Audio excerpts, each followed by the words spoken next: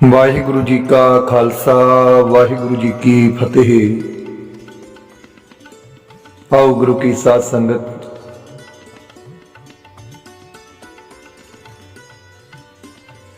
ਗੁਰਬਾਣੀ ਇਸ ਗੱਲ ਦੀ ਪੂਰਨ ਤੌਰ ਤੇ ਪ੍ਰੋੜਤਾ ਕਰਦੀ ਹੈ ਕਿ ਪਰਮੇਸ਼ਰ ਉਸ ਦੇ ਦਰ ਤੇ ਪ੍ਰਵਾਨ ਸਾਧਾਂ ਸੰਤਾਂ ਦੇ ਰੂਪ ਅੰਦਰ ਹੀ ਜਗਤ ਜਲੰਦੇ ਨੂੰ ਰੱਖਣ ਲਈ ਸਰਗੁਣ ਸਰੂਪ ਧਾਰਦਾ ਹੈ। ਸਾਧ ਰੂਪ ਆਪਣਾ ਤਨ ਧਾਰਿਆ, ਮਹਾ ਅਗਨ ਤੇ ਆਪ ਉਬਾਰਿਆ। ਫਿਰ ਇਹੋ ਜਿਹੇ ਸਾਧ ਸੰਤ ਅਕਾਲ ਪੁਰਖ ਦਾ ਹੀ ਸਰੂਪ ਨਿਬੜਦੇ ਹੋਏ ਪਰਮਾਤਮਾ ਦੇ ਸਰਬ ਸ੍ਰੇਸ਼ਟ ਧਿਆਨ ਦਾ ਮਾਧਿਅਮ ਬਣਦੇ ਹਨ ਅਤੇ ਇਉਂ ਉਹਨਾਂ ਦੇ ਬਚਨ ਜਗਿਆਸੂਆਂ ਦੇ ਕਲਿਆਣ ਲਈ ਮਹਾ ਮੰਤਰ ਸਿੱਧ ਹੁੰਦੇ ਹਨ। ਅਕਾਲ ਮੂਰਤ ਹੈ ਸਾਧ ਸੰਤਨ ਕੀ, ਠਾਹਰ ਨੀਕੀ ਧਿਆਨ ਕੋ। ਬਾਣੀ ਮੰਤਰ ਮਹਾਪੁਰਖਨ ਕੀ, ਮਨਹਿ ਉਤਾਰਨ ਮਾਨ ਕੋ। ਖੋਜ ਲਹਿਓ ਨਾਨਕ ਸੁਖ ਥਾਨਾ, ਹਰ ਨਾਮਾ ਵਿਸਰਾਮ ਕੋ। ਇਹੋ ਜਿਹੇ ਮਹਾਤਮਾ ਦੀਆਂ ਗਾਥਾਵਾਂ ਨੂੰ ਹੀ ਗੁਰਬਾਣੀ ਸਾਧ ਜਨਾਂ ਕੀ ਅਚਰਜ ਕਥਾ ਕਹਿ ਕੇ ਵਡਿਆਈ ਕਰਦੀ ਹੈ ਗੁਰੂ ਕੀ ਸਾਧ ਸੰਗਤ। ਸੋ ਅੱਜ ਆਪਾਂ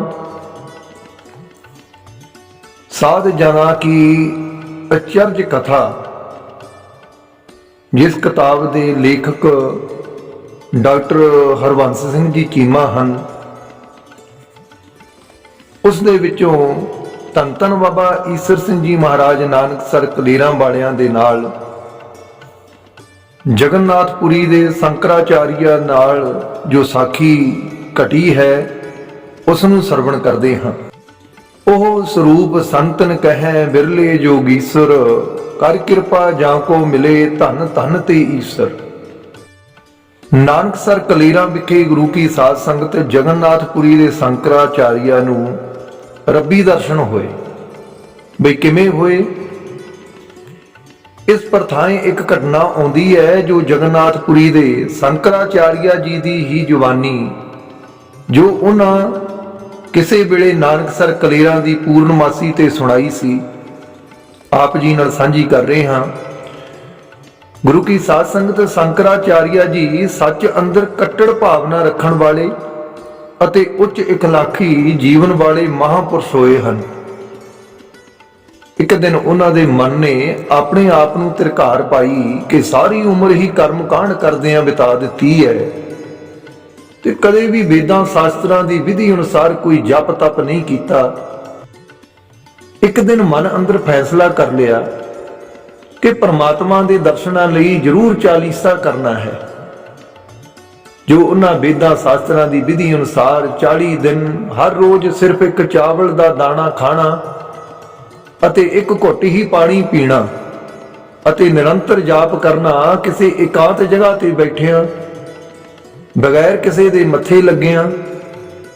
ਬਈ ਇਸ ਆਸੇ ਦੀ ਪੂਰਤੀ ਲਈ ਪਹਿਲਾਂ ਉਹਨਾਂ ਨੇ ਆਪਣੇ ਸਰੀਰ ਨੂੰ ਸਾਧਿਆ, ਫਿਰ ਮਿੱਥੇ ਦਿਨ ਅਨੁਸਾਰ ਆਪਣੇ ਸੇਵਕਾਂ ਤੇ ਪਰਿਵਾਰਾਂ ਨੂੰ ਤਾਕੀਦ ਕਰਕੇ ਕਿ ਸਾਨੂੰ 40 ਦਿਨ ਕਿਸੇ ਨੇ ਵੀ ਨਹੀਂ ਬੁਲਾਉਣਾ, ਅਤੇ ਆਪ ਜਗਨਨਾਥਪੁਰੀ ਮੰਦਿਰ ਦੇ ਤਹਿਖਾਨੇ ਅੰਦਰ ਪ੍ਰਵੇਸ਼ ਹੋ ਗਏ ਅਤੇ ਅੰਦਰੋਂ ਗੁਰੂ ਕੀ ਸਾਧ ਸੰਗਤ ਕੁੰਡੀ ਮਾਰ ਲਈ।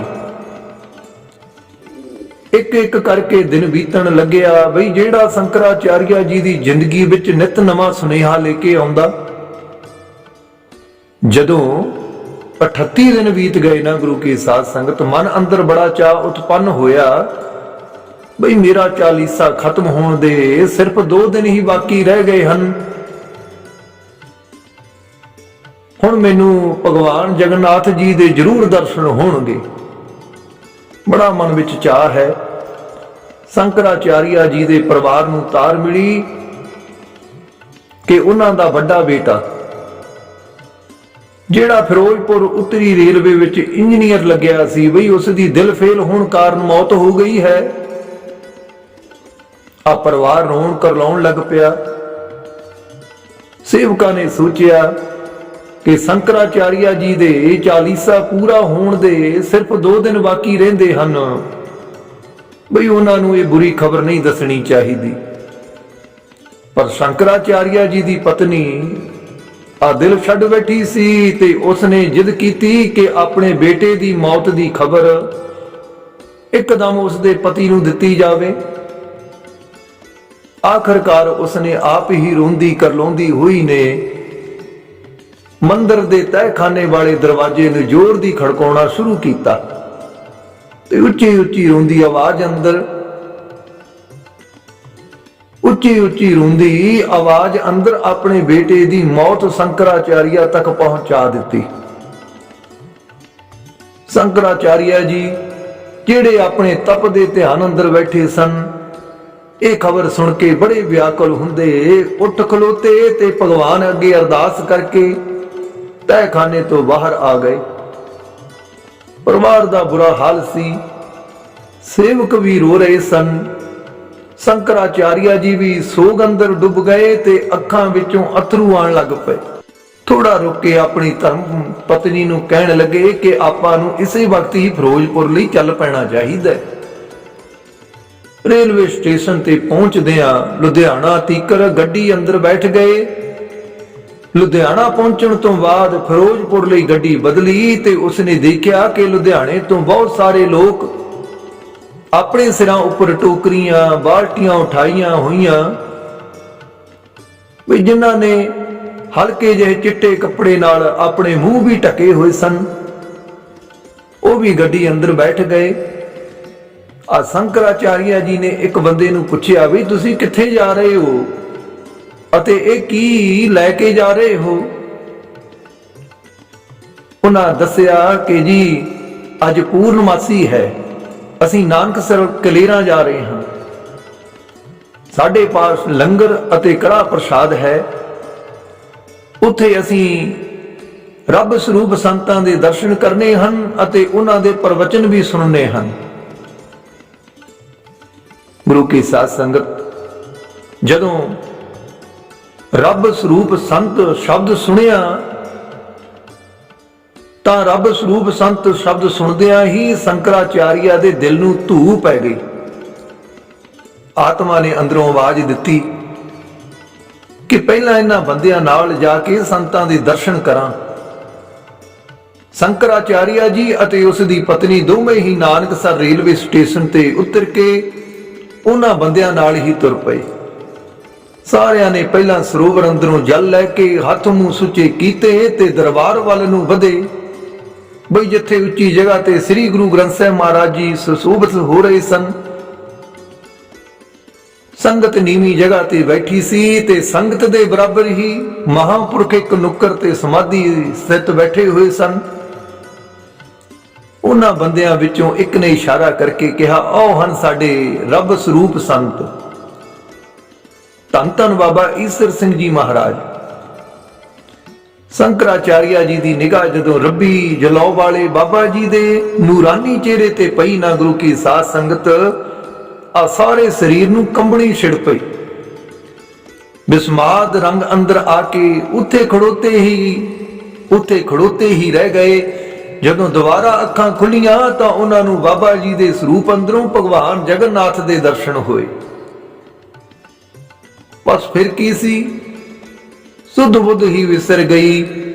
जीव निरंतर जाप करन लग पई, जेड़ा शंकराचार्य जी तहखाने अंदर 38 दिन करते रहे।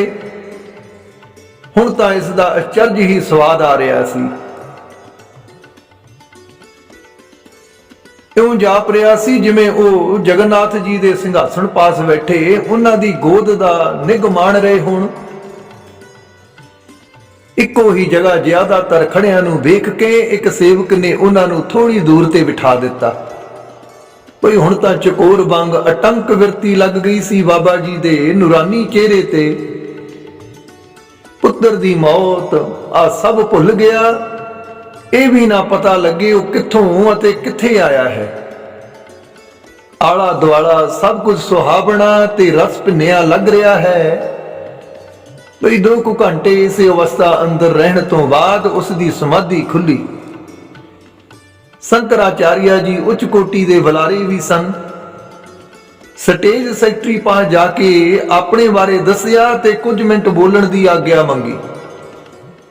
स्टेट सैकटरी तो आग्ञा लैके शंकराचार्य जी ने पहला वेदां पुराणां दे सलूकां राहीं संस्कृत विच परमात्मा दा मंगलाचरण कीता।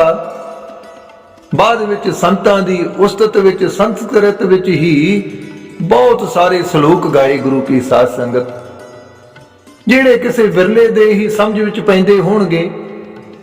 ਪਰ ਸ਼ੰਕਰਾਚਾਰੀਆ ਜੀ ਦਾ ਬੋਲਣ ਦਾ ਅੰਦਾਜ਼ ਤੇ ਉਸ ਉੱਪਰ ਛਾਈ ਵਿਸਮਾਦ ਅਵਸਥਾ ਹਰ ਇੱਕ ਸੁਣਨ ਵਾਲੇ ਨੂੰ ਕੀਲਦੀ ਜਾ ਰਹੀ ਸੀ।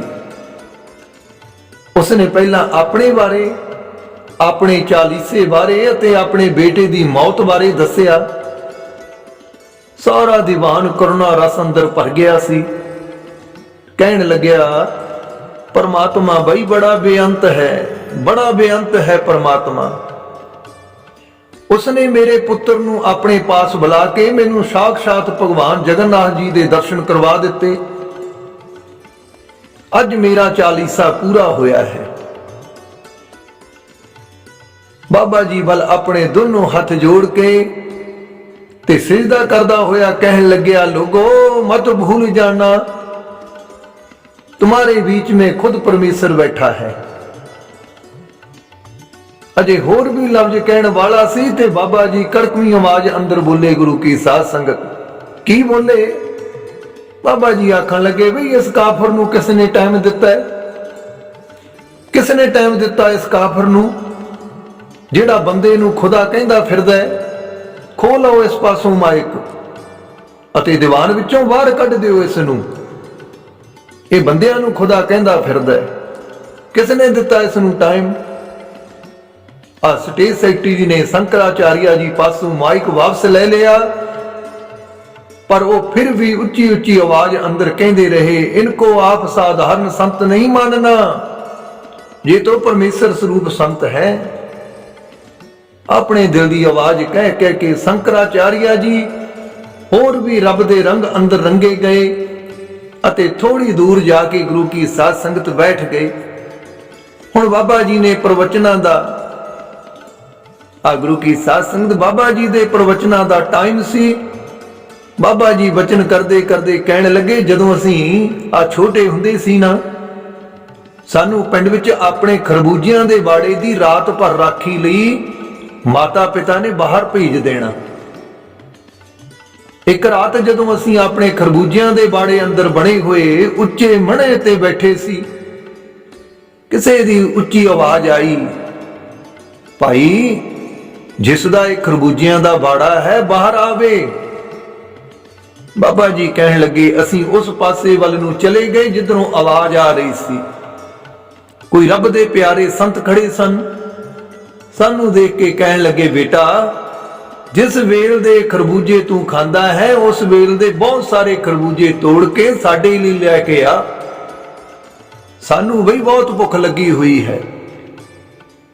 बाबा जी कहंदे, असीं एकदम दौड़ के मिठे खरबूजियां दी वेल नालों अपनी निक्की जी झोली भर के उन्हां संतां अगे ढेरी कर दित्ती। संतां ने रज के खरबूजे खाधे ते जांदे होए कहण लगे, बच्चा तू भुखे संतां दी सेवा कीती है, असीं खुश हो के वर दिंदे हां तैनूं जिंदगी अंदर रब स्वरूप पूर्ण संत मिलणगे। बई तू भुखे संतां दी सेवा कीती है, असीं खुश हो के वर दिंदे हां तैनूं जिंदगी अंदर रब स्वरूप पूर्ण संत मिलणगे, जिहड़े तैनूं भी अपने वर्गा ही बना लैणगे। बाबा जी बड़े अचरज रंग अंदर आके बचन करन लगे, इस विच कोई शक नहीं, सानू परमेश्वर स्वरूप बड़े बाबा जी तां मिल गए, पर अगे सानू कोई पता नहीं उन्हां संतां दे वरदा। इस तरह बाबा जी ने बचन करके साध संगत शंकराचार्य दी कही हुई गल दे उत्ते पर्दा भी पा दिता, नाले कह भी दिता ते पर्दा भी पा दिता, क्योंकि पूर्ण महापुरुष परमेश्वर दे भय अंदर विचरदे हुए कोई सीधा वचन नहीं करते, कोई रमज रख जाते हैं जिस नूं विरले ही जान पाउंदे हैं। सो गुरु की साध संगत, भावें दुख आवे कोई सुख आवे, जदों पूर्वले कर्म जागदे हन तां परमेश्वर आप ਕੋਈ ਨਾ ਕੋਈ ਵਿਧੀ ਬਣਾ ਕੇ ਉਸ ਨੂੰ ਸੰਤਾਂ ਦੇ ਨਾਲ ਜੋੜ ਦਿੰਦਾ ਹੈ ਤੇ ਸੰਤ ਫਿਰ ਗੁਰੂ ਨਾਲ ਜੋੜਦੇ ਹਨ। ਫਿਰ ਗੁਰੂ ਦੀ ਬਖਸ਼ਿਸ਼ ਹੁੰਦੀ ਹੈ, ਫਿਰ ਕੀਤੀ ਕਮਾਈ ਸਫਲੀ ਹੁੰਦੀ ਹੈ ਸਾਧ ਸੰਗਤ। ਇਸ ਕਰਕੇ ਅਰਦਾਸ ਕਰੀਏ, ਸੱਚੇ ਪਾਤਸ਼ਾਹ ਜੀ ਕਿਰਪਾ ਕਰੋ, ਅੰਤਰਜਾਮੀ ਪੁਰਖ ਵਿਧਾਤੇ ਸ਼ਰਧਾ ਮਨ ਕੀ ਪੂਰੇ, ਨਾਨਕ ਦਾਸ ਇਹ ਸੁਖ ਮੰਗੈ ਮੁਕੋ ਕਰ ਸੰਤਨ ਕੀ ਧੂਰੇ। ਸਾਵ ਮਤ ਦੇਹੋ ਦਇਆਲ ਪ੍ਰਭ ਜਿਤ ਤੁਮੇ ਅਰਾਧਾ, ਨਾਨਕ ਮੰਗੈ ਦਾਨ ਪ੍ਰਭ ਰੇਣ ਪਗ ਸਾਧਾ। हे ਵਾਹਿਗੁਰੂ ਜੀ, ਸਾਨੂੰ ਸੰਤਾਂ ਮਹਾਂਪੁਰਖਾਂ ਦੀ ਸ਼ਰਨ ਬਖਸ਼ੋ,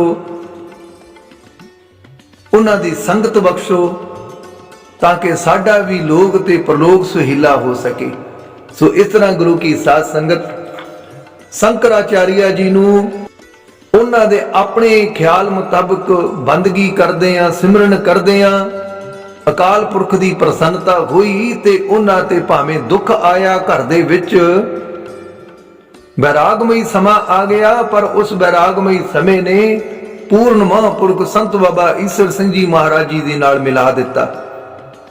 ਤੇ ਫਿਰ ਬਾਬਾ ਜੀਆਂ ਨੇ ਸ਼ੰਕਰਾਚਾਰੀਆ ਨੂੰ ਸਿੱਧੇ ਰਸਤੇ ਬਾਣੀ ਦੇ ਰਾਹੀਂ ਪਾਇਆ ਤੇ ਸੂਝੀ ਬਖਸ਼ ਕੇ ਅਕਾਲ ਪੁਰਖ ਨਾਲ ਜੋੜ ਦਿੱਤਾ ਤੇ ਲੋਕ ਸੁਖੀਏ ਪਰਲੋਕ ਸੁਹਿਲਾ ਹੋ ਗਿਆ।